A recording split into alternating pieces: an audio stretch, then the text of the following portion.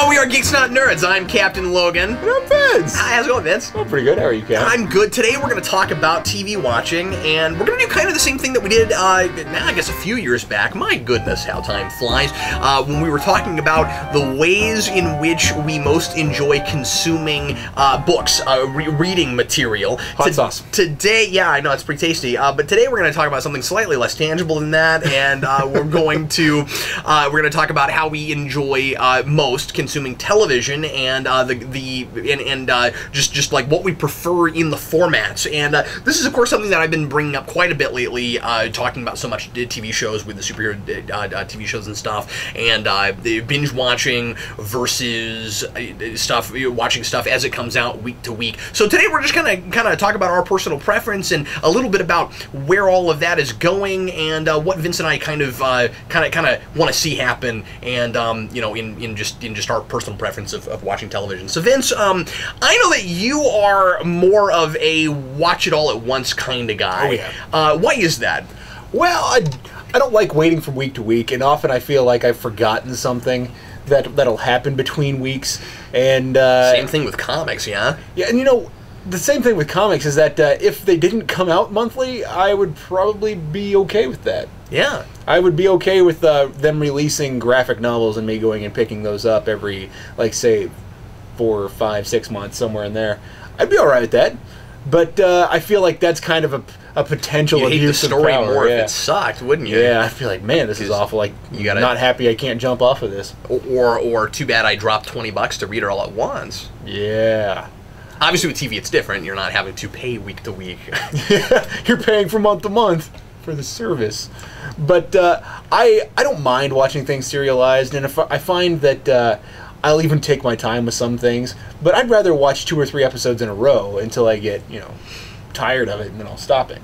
And I don't necessarily need to watch everything over the course of a few days, but I'm still in the middle of season, I think it's season 4 of Walking Dead on Netflix. And also, I guess I'm just patient. I can wait for it to come out. yeah, you don't have to have that instant gratification. Yeah, I don't need it. I mean, I know you watch things from week to week, but would you if it wasn't necessitated by some of the shows you've been doing?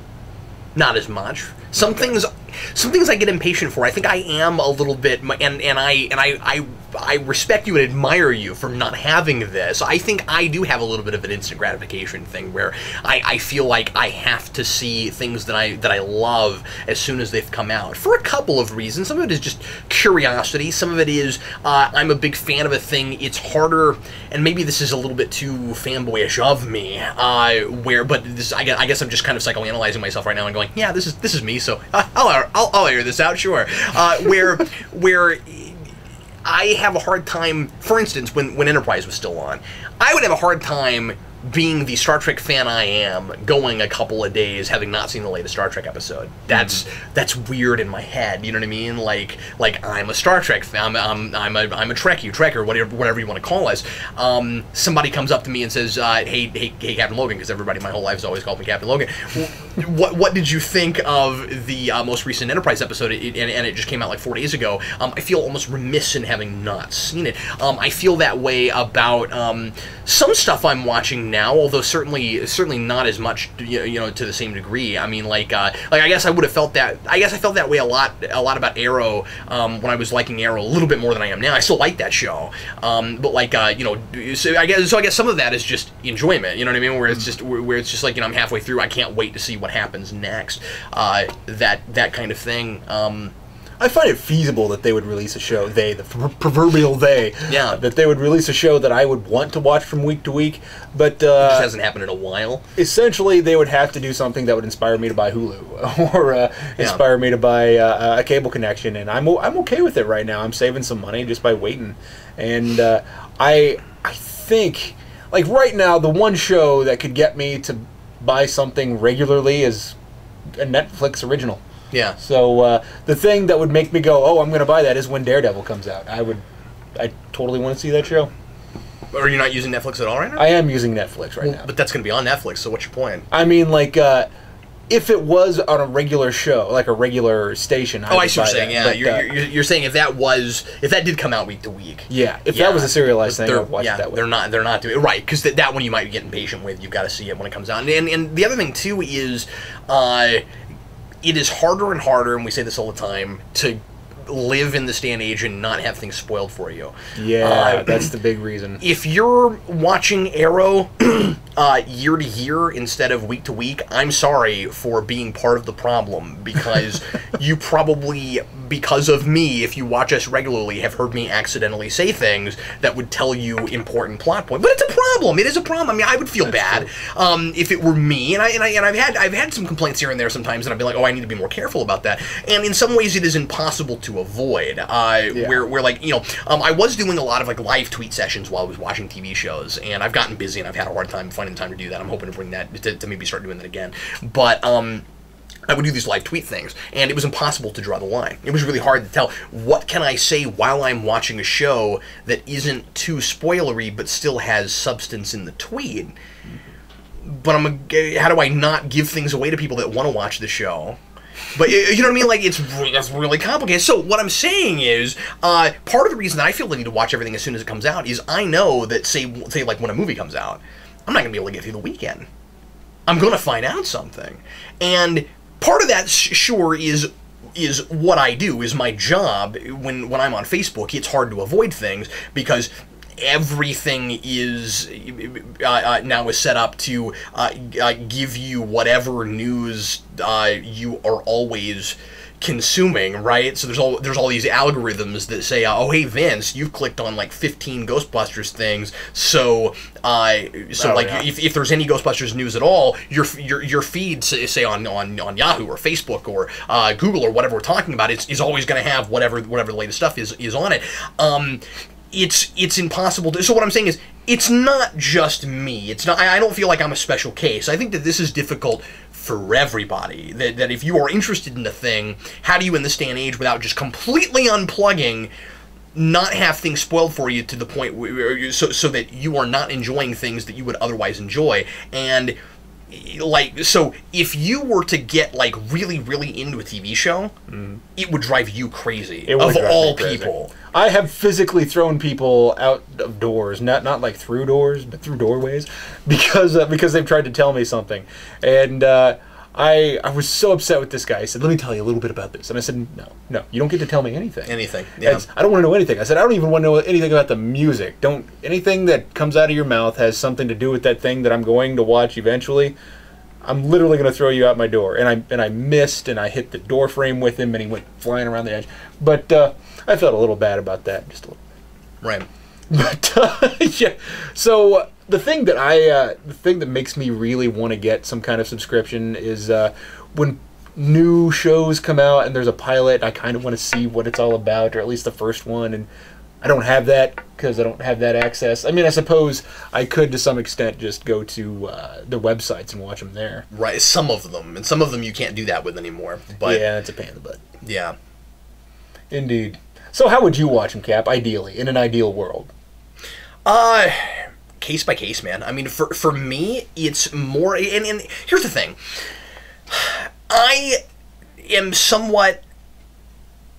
See, I want to say I'm somewhat set in my ways, but then I have also kind of graduated to the current way of watching stuff where, like, I don't mind not having cable. I don't mind watching things when it's on. At the same time, I never watched stuff when it was on. I always taped everything, you know what I mean? So instant watching now is the same thing as I used to do. It's just one less step now. So I guess for me, ideally, most shows, yeah, put them out all at once. At this point, I am saying that. But I'm saying that for the kinds of TV we're making. For me, ideal world, you would have shows that were not serialized, and then you'd have mini movies that would come out week to week. Maybe not even aired on television, maybe just put up as like web series, right? Where like instead of putting everything out at once, you've got say like a Twilight Zone-esque show where it's a totally different story every week, and you don't need to see the last one to keep up because we're not telling a long form story. Well, those I wouldn't want to binge watch because I'd want some time and space between them so I could think about them a little bit, because each of them would be like watching a different movie. I miss those kinds of shows. We don't have enough of that. So since most stuff is serialized now, let's go to more of a long movie format. Let's have everything be like a miniseries, but then we like do sequels to the miniseries, kind of like the way we're doing movies now. And it's kind of funny, you know how people say like TV show or movies want to be video games and video games want to be movies. You kind of have that now with TV and movies, where TV shows want to be movies and movies want to be TV shows. Yeah, it annoys the crap out of me. Well, it kind of does, and it kind of doesn't. I think we're getting better and better at it, and I think that with the kinds of, and we talked about this a lot, but with the kinds of budgets that we have in film now, and with the kinds of things that we can do with technology and stuff, yeah, I can't begrudge people wanting to do a long series in a movie theater, because you're just not going to be able to spend that kind of money on a TV show. Yeah. Where each installment costs several $1 million. Yeah, okay.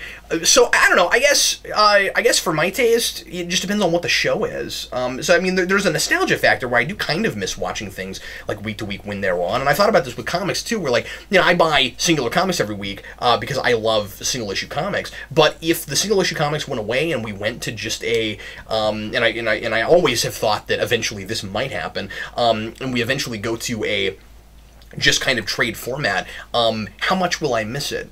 I think I can get used to it, but okay, I guess the difference is somewhat in what you pay for. Because, for instance, with Netflix, if I was going to wait for a show anyway, it doesn't really matter. So with a Netflix show, I'm not going to pay any extra just to watch a thing. So I can watch the first episode of say House of Cards, and if I don't like it, I mean, I love House of Cards, but like if I watch something like that, watch the first episode, and I go, oh, I don't really care for that, I don't have to keep going. If I bought a trade, I'm sort of obligated to reading it. It was $25. I was just thinking that it kind of drives me nuts how little episodic television there is that's meant for like a general audience or adults.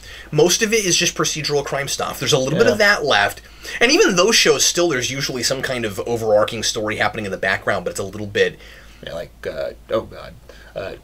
Criminal Minds or Bones or something to that effect. Yeah. I mean, those... Or even CSI. Those are good shows. I mean, and I don't mind the overarching stuff. I just kind of like the fact that you have the isolated thing. The thing that you go and you watch from week to week. And I don't... And, you go for the character relationships, the interpersonal relationships that make the show have bearing from one show to the next. But, by God, I still want to see something interesting and by itself. Well, the difference is short fiction versus long-form storytelling. I love the short story. I went to school to learn how to write the short story. I fell in love with it while we were going to college. And I love novels also, but they're different things. I've been going through footage for our documentary Midwest in Panels, and something that, and I'm hoping that I can get this into the movie someplace because I love what he said. William, the guy who runs the comic store that I go to, Elite, he's in the movie, and in his interview, he said that he likes a lot of the kids' comics sometimes even more than the adult comics because they do one and done issues there. We don't do as much of that in adult storytelling anymore. And he said those guys over there that can tell a whole story that is compelling and I care about it in 22 pages, those people know how to write a comic book. Mm-hmm. These other people, they're writing graphic novels, but those people, they know how to write a comic book. And where is the short fiction in television? Where is it? What happened to things like Night Gallery and like Twilight Zone, The Outer Limits? Yeah, exactly. Mm-hmm. And stuff like that. Why can't we do that anymore? And every now and again we try it, and it seems to they seem to never go that well. Now you could make a show like that, make them all together, put it on Netflix, and then let people just watch it at their leisure. Just because it's all up at once doesn't mean that you have to watch it. Yeah, you have to binge watch, right? Mm-hmm. We have a tendency to do that, and you might just love it so much that you don't mind watching one every day until you're finished, even though they're separate things. You don't have to have space in between. We've all, at least those of us that read, we've all bought books before that are compilations of a bunch of short stories and read it cover to cover because we liked all the short stories. Sure, but I'm just saying that I love the direction we're going with making, especially because with long form, the storytelling is tighter. It's not as padded. It's not, we have to get an episode up this week. So for me, the question is more of what we should be making, and less of, or more of the way we make these things, and less of how I want to watch it. You know what I mean? But with but like, so you know, you have like tighter storytelling. But it does make me wonder if, when we inevitably get to the place where we just say, okay, having air dates, having air times for television is kind of outdated, and we make everything all at once and we just post it somewhere, will we see more or less of singular stories told in a short hour-long format, or even a half-an-hour format? I could see it going either way, Vince. I could see that being a platform that would actually be conducive and help us make more of those shows. I could also see us forget all about them and never make them. I'm kind of not sure. You know, I was just thinking that... But I want that to come back. I like what you said earlier about needing a little time to digest something. Sure. Like, you probably don't need any time to digest Ultimate Spider-Man. But potentially Breaking Bad you wouldn't want to binge watch. I mean, I did. I enjoyed it, but maybe I would have seen some more... maybe I would have appreciated it more if I had to wait from week to week. I don't know about that. Breaking Bad is, I think, one of the best examples of a show that you should binge watch, and I could see going both ways. And let me also say, I'm glad you brought that up, because with, like, again, comparing this to comics, I like reading the singles each week or each month when they come out, and then a story arc is done or a series is done, and then I go back and I read the whole thing together, and I get both experiences. And I really enjoy having both experiences. It's like I already kind of know what's going to happen. I've already kind of consumed this once, but it's a totally different animal when I sit down and I do it all from front to back. And people that watched Breaking Bad, I've talked to people that have said this, that watched it week to week, loved having the experience and having lived with those characters for like 5 years, and then watching it front to back, totally different experience. The thing is, Breaking Bad is a novel on television. I mean, that's what that is. And so it's meant as one big, long movie. And you do have singular episodes to a degree where there's a beginning, a middle, and an end, but for the most part, that's one big story from front to back. And so I think that's actually a really good example of a show that recognized where things are going, and was aired on television, but knew that it would live on and that people would go back and watch it over and over again because it's one long story. And they had an ending. It got popular. They didn't have to say, oh, we must make this longer or keep it going forever, just because, which destroyed Dexter. It just killed that show. And like, you know, Dexter should have ended at the 3rd season and never come back. You know, stuff like that. So final thoughts. Final thoughts? I'll watch it however, whenever I get it. I mean, I'm not super impatient to see something. And on that same note, sometimes it's not so much about impatience. Sometimes it's about satisfying curiosity or desire, and it's okay to not wait for it. I'm not begrudging anybody one way or another, but you could make a show that I would be impatient to watch, but it's not currently on television. Yeah, sure. And there's a lot of really great stuff on TV right now. I mean, we are in... a lot of people are calling it a TV renaissance. I have a hard time disagreeing with that. I think we're in a really good place right now for TV. But I do think that we are at a crossroads, and the crossroads is, I think that a lot of viewers are starting to get really impatient with the padding. And we are looking at the way Britain does their TV, and a lot of people watch Doctor Who and they go, why do you need 22 episodes when clearly we're telling more, you know, tighter stories with 13 or just however long it takes you to tell the story you're telling. Yep. What we're doing is we get episode orders, and I don't know, it's like we do TV both scripted and non-scripted exactly the same way. What we should be doing is pitching shows and saying, this is how much this is how much space I need to tell the story I want to tell. Do you want to buy it? I mean, like that's how it should go. And if it's the kind of show that could go on forever, then okay, however long seasons you want to tell, you want to have. But if it's the kind of show that just really makes sense, this is going to be like, for instance, Sci-Fi looks like is going to greenlight the Krypton show. Should that go on forever necessarily? I mean, it's going to be about Jarrell's. It's going to be about Jarrell's father instead of about Jarrell. So I could see it going a long time, maybe. But that just seems like a show that might make sense to be like, we're going to have a 5-year show and then we're going to be done with it. You know what I mean? And we just don't do enough of that. I kind of wish studios would take more. I would rather start watching a show that has a tight storytelling to it, and it get canceled midstream, and then they could find some other way to introduce it or to reintroduce it, and rather than say, let's watch this thing that's going to be made, and it might be made forever, and it might not be made forever, but you get a watered down storytelling. Well, I just think that if, like, what happens is when a show goes on too long, it's because it was really popular and the network can bank on the money for that show and they don't have to take any more risks. Right. But unfortunately, a lot of the time that gets stale and it's not good. What I think we ought to be doing is go, okay, we should do it's where we keep going back to comics with this, but I wonder if we should do it a little bit more like comics, where in comics these days, so many readers follow creators more than they follow characters and properties. Well, what if we did it that way on TV? What if there was more of that? What if it was, this guy has a rockin' show everybody likes, let's give it a really amazing definitive ending, and then everybody's going to come back for that guy's next show. That's a good point. And then the network might still be able to bank on that a little bit. You know what I mean? Like, it's not as much of a risk. Yeah, to some extent that happens a little bit, like, but not as with much as maybe it should. Yeah.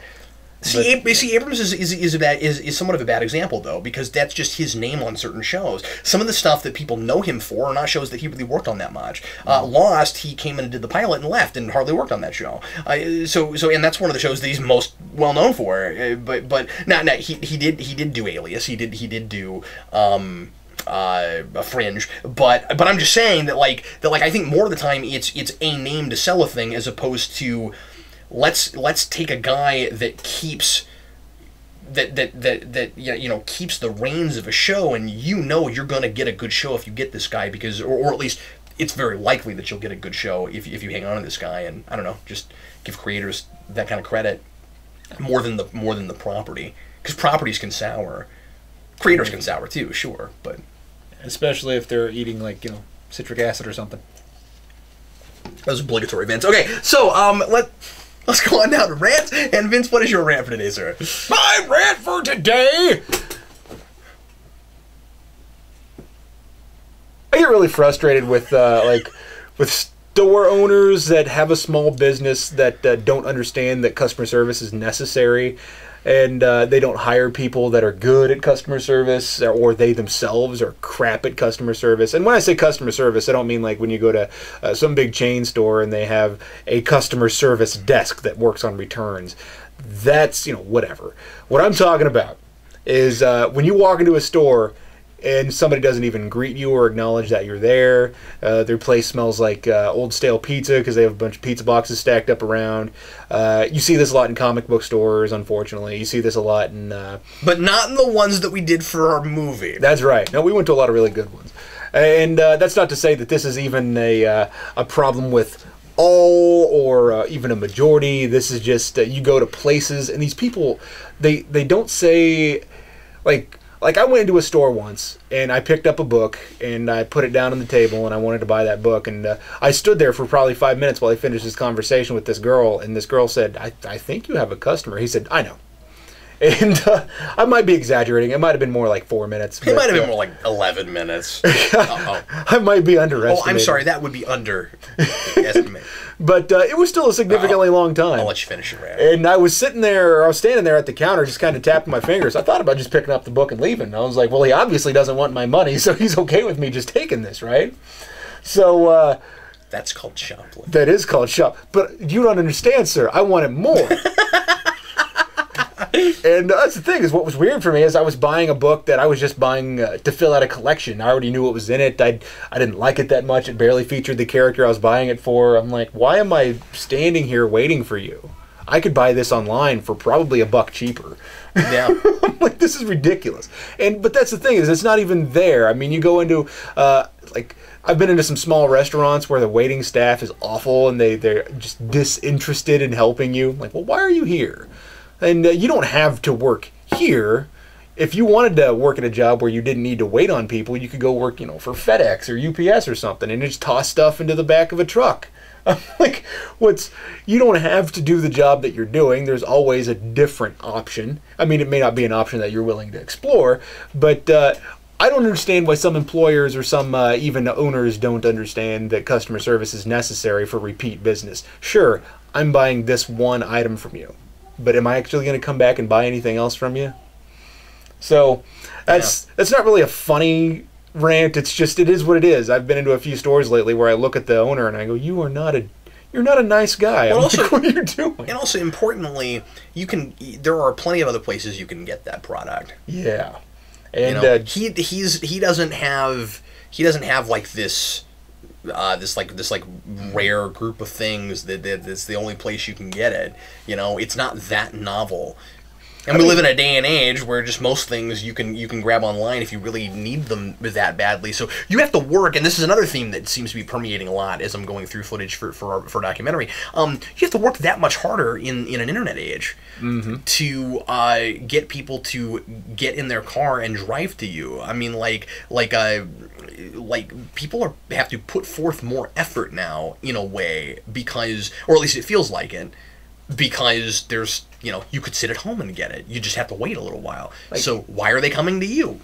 Here's a good example of a decent place to go. You go to, there's a place called Hammer Press, and it's in Kansas City, Missouri, and it's kind of its thing. I mean, there's lots of places that they'll print stuff, or there's a lot of small presses out there, but this place has things that it's originated that have become kind of big things, or at least on the internet scene, and some handmade stuff. But everything in there is made in the store, and then they ship it out. And they also have an an internet presence. And you walk in there, and the guys are friendly, and they know that what they have is unique unto them, but they're still pleasant, and they want you to come in, and they want you to look, and they want you to feel like you're in a place that they want you to be there. And I think they had a dog or something like that, a well-behaved dog, and they're like, yeah, if you want to pet him, go right ahead. You want to look around, whatever.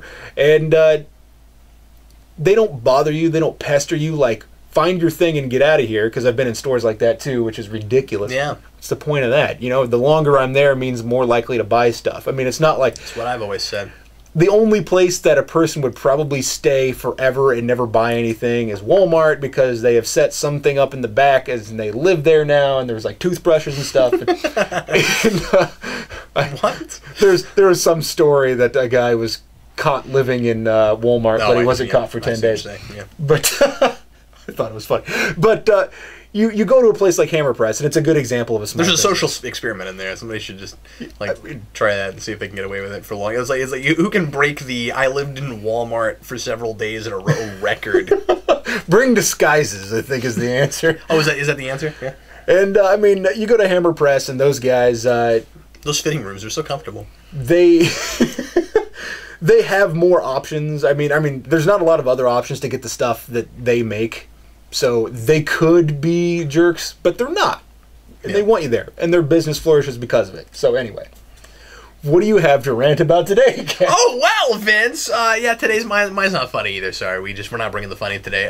My rant is really simple, and I guess this is another one of those things that's maybe just like a me thing, and other people wouldn't be as this wouldn't be a problem for as many people. Kind of just everybody's got their unique situation and what they're looking for. But could we be a little bit more standardized about Blu-ray DVD combo packs? Like, can we do them or not do them? That'd be cool. Because I like to buy a Blu-ray DVD combo packs whenever I can. So like I want the Blu-ray, but I also want the DVD. And the reason is because at least where I'm at, or like where I'm at with the technology in my house right now, is I have a projector that I can't play Blu-rays on, and I watch a lot of things on a projector. So if I'm going to watch things upstairs with my projector, I need a DVD. So when I buy a movie, I need the DVD. Also, right now, I'm still taking stills for rewind and stuff off of DVDs. Eventually, I'll probably set up an apparatus that'll allow me to do it off Blu-rays, but right now I don't have that capability.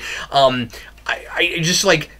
I haven't felt the need to upgrade all that hard because all that quickly because for a while there we were kind of accommodating that where you could buy both at the same time. And really, how much more money does it take to slap the thing on a DVD and put that in a Blu-ray case? It's not expensive. So I just feel like we need to either phase DVDs out and just go straight up to Blu-ray now, because it's weird that we've had both at the same time for so long. We can't decide which one people want more. You know what I mean? Like, it's not like when DVD took over VHS and you slowly saw VHS as being faded out or being phased out.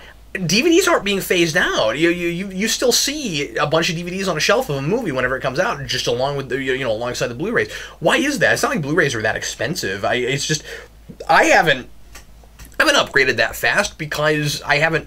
I guess this sounds awful. I haven't felt like I've been forced to, so I just haven't. You know what I mean? Well, most of my collection is DVDs, and I'm not gonna replace them all with Blu-rays. So I don't know. Like I kind of just wish that there was more uniformity to it. There's so many different editions of a thing when it comes out. And like you'll go to Target and they'll have like their exclusive thing where there's like some kind of BS version where they get like a Blu-ray and a DVD and a download thing, but then everybody else doesn't get that for some reason or something, and or there's like the one thing that theirs has that nobody else has, and like, why are we doing that with DVD and Blu-ray releases? Like I wish it was a little bit more standardized across the board. I'm not saying that you can't have like cool special editions and things, and that you shouldn't do director's cuts and things like that, but because sometimes we really want those, but I don't know. I find that a little bit irritating sometimes. I get frustrated too because a lot of places they'll offer the DVD and the Blu-ray, but there's no combo pack, and you're looking for that, and it's like in a series, and everything before that's done that. Now this one's not. No, it's not. But everything I have is DVD combo. Yeah, you just want uniformity for your own collection. It's like, why aren't they allowing you to do that? Now I will say that the downloads, like we used to do these irritating like digital transfer things, and I like how they've changed that, because now you can get it on like Google Play, and I don't know if you've looked at Google Play, Vince, but it's kind of neat because Google Play is, you have a code, I did this with Days of Future Past. You get a code and you put the code into Google Play, and it's a YouTube video. It's the same player. It's a YouTube player, and the YouTube player is really good, and you can kind of rely on it. And I think that's awesome because you don't have to wait around to download it. You don't have to pull it off of a disc or anything. You just put in the code, and now you have it. I think that's really cool.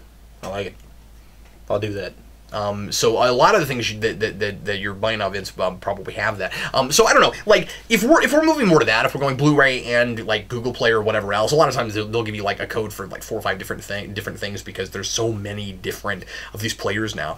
But like I don't know, if we move to that and we're not doing DVDs, then I guess that's okay. Like I can probably live with that.